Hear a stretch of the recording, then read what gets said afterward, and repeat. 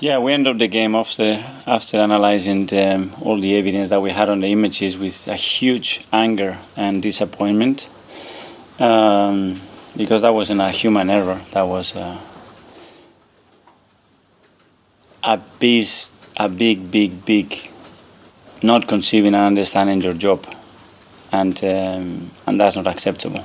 I'm sorry, and that cost Arsenal 2 points, and that's not going to be restored.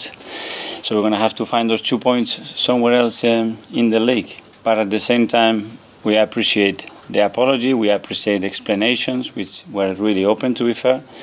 And we got a lot of sympathy from a lot of colleagues in the industry, in football, that they are talking that we cannot play with the integrity of the game in the way that we do. And that's it, and we have to move on. That certainly has made the players, staff, and our fans even stronger, and with more desire to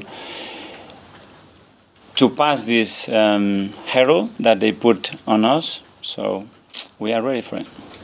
I know you want to move on from that incident, but are you satisfied, having spoken to them, that it won't happen again? I will be only satisfied if they give me the 2 points back, which is not going to be the case. I appreciate, and I think they were really sincere, open, and genuine apologies and explanation, which is really good. But it doesn't take the fact that we have 2 less points that we should have on the table.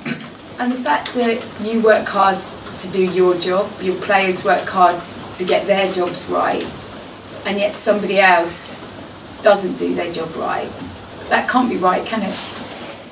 No, but I think, listen, everybody makes errors and mistakes, and we are part of that, me the first one, for sure, in our job, but that was something else, and that's where I wasn't having it, the club wasn't having it, and I think it's clear, the consequences of what happened. Just one more on this, because it was a horrible weekend for not just yourself, other teams suffered at the hands of VAR as well. Do you think it's fit for purpose at the moment? When I see the reaction, for example, that Howard Webb had and the PGMO and the Premier League had, and again, how genuine it was, that, that anger, and as well, they want to do the best as they can, and they know the standards and everything that is at stake. I think at the end it will help, and hopefully we can use that to make the game better and have more integrity on it, have better professionals, and really pay attention to detail that matters, because at the end of the day has a significant output on results. It was gathered that the VAR official, Lee Mason, failed to use the offside lines, which would have ruled out Ivan Toney's equaliser, due to Christian Norgard, who produced the assist, being in an offside position.